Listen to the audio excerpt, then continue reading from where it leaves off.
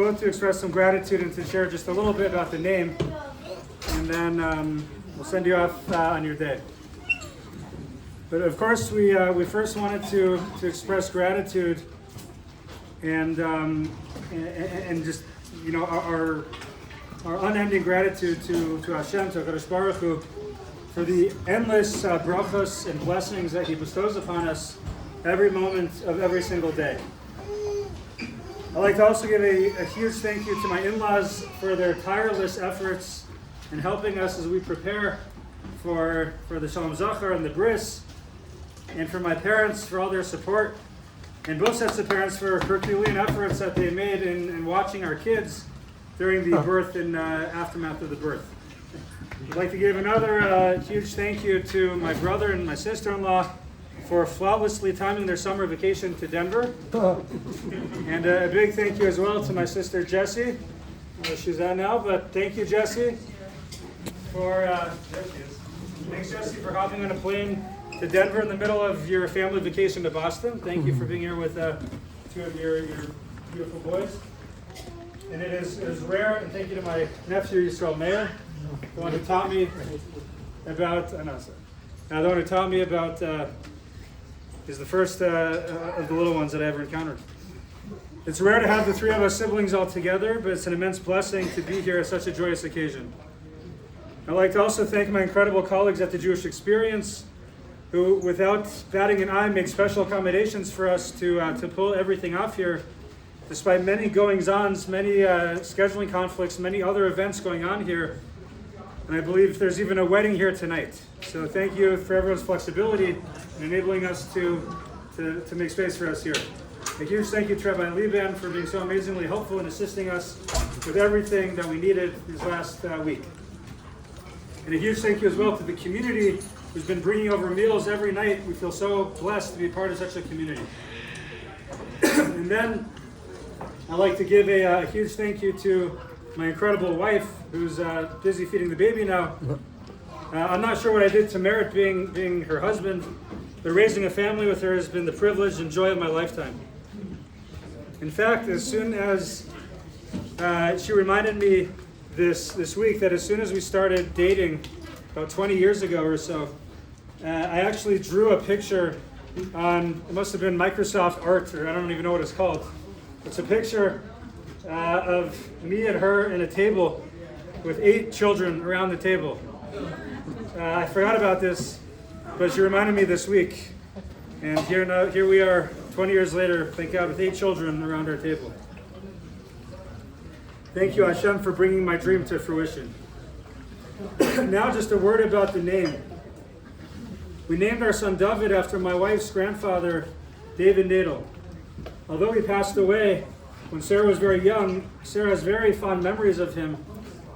She recalls even at his shiva, like having almost like an experience with him as a young girl, where she very intimately felt his presence. He was a very honest, hardworking man, and just an overall just great person, just a really solid, amazing human being, a great person. And she reminds me that maybe she gets her love of chocolate, that he had a special chocolate section that Sarah's grandmother kept for him. And maybe our boy will also similarly love chocolate. With his wife, he raised his 2 daughters to be incredible people, and we're honored to have our son bear his name. Additionally, as many of us know, our son was born on Tisha B'Av. And our tradition that teaches that Mashiach will be born on Tisha B'Av. While our son is not a candidate to be Mashiach as he is a Levi, he will share a birthday with Mashiach, ben Dovid, which is very cool. His name can be a reminder that even on the sad day of Tisha B'Av, on which he was born, on that day specifically is also going to be the start of our redemption. And his second name, Simcha. Truthfully, I just figured we'd name him Simcha since none of my family would guess that name. All week I just heard David, Menachem, Nachi, just all kinds of classic names. The reality is that David Simcha was born on a very sad day, during a very sad time. In addition to being born on the most devastating, sad day on our calendar, he was also born during a time where millions of our brothers and sisters in Israel literally sat in anxious anticipation of an Iranian strike, and when Jews around the world are being hated for being Jewish. He was born at a time when Jews across the world are feeling a very real fear and anxiety, the likes of which we have not felt collectively in decades. So it's very important to us that his name reflects what he truly is, a source of incredible joy, happiness, and hope at this most difficult time. We hope and pray that his name will give him a special koyach, a special ability, a strength to bring joy to everyone he encounters, to be a beacon of light and happiness to all of those with whom he interacts. Additionally, his name honors all of the Kedoshim, all of the holy Jews who died al Kiddush Hashem on October 7th, 2023, on Simchas Torah.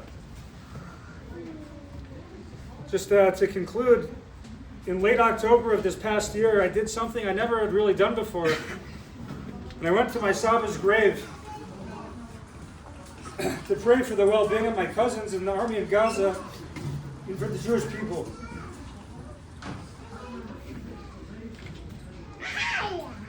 For anyone who knew Saba, he was very passionate about his offspring, ideally being as numerous as possible.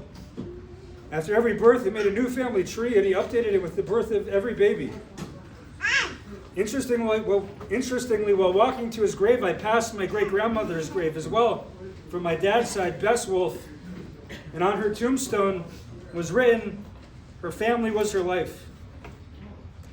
Then while praying on my Saba's grave, I came across a particular psalm, Tehillim 129, Kapitel 129, that made me become emotional.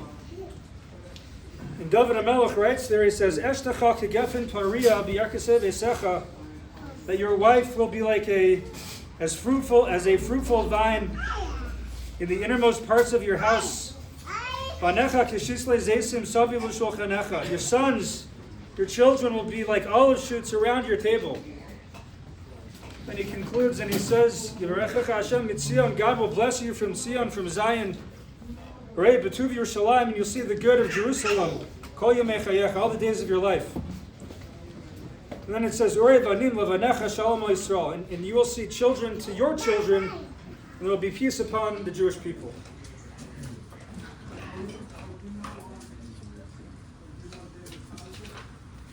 As I contemplated this Kapitel Tehillim, these beautiful words of Psalms, I became emotional, and I felt my Saba's presence with me in a very real, very intimate way.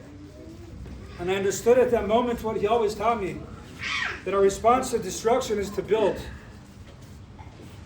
That the response to October 7th, in which so much life was cut short, is with God's help to do the best we can to bring new life to fruition. To bring proud Jews into this world. We'll sanctify God's holy name by reflecting his brilliant light on humanity. That is our response to the Hamas savages. That is our greatest revenge. As such, it is our most sincere tefillah, our most sincere prayer, that Dovid's Simcha will be a source of joy and comfort to the entire Jewish people. Thank you again for coming. Mazel tov, mazel tov, semen tov, mazel tov, mazel tov, semen tov, mazel tov, mazel tov, semen tov.